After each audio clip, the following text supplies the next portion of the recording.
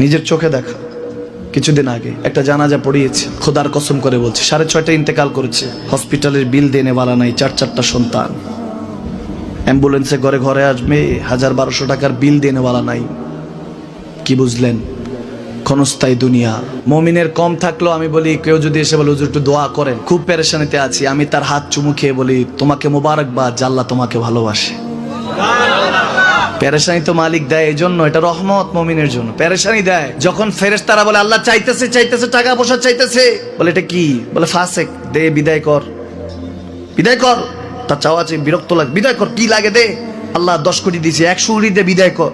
মুমিন যখন চাইতে থাকে আল্লাহ আমাকে কিছু লাগবে, যখন একটু করে চায় আমার মাটাকে সুস্থ করে দাও, বাবাটাকে আল্লাহ আমার স্ত্রীকে, আমার আমাকে একটু তৌফিক দাও, চাইতে থাকে মুমিন। আল্লাহ বলে যখন ফেরেশতারা দেখে মুমিন চাচ্ছে, দেরি করতে পারে না, তাড়াতাড়ি খাজানা নিয়ে দিতে নেবে, আল্লাহ বলে রাখোস না, এত তাড়াহুড়া কিসে?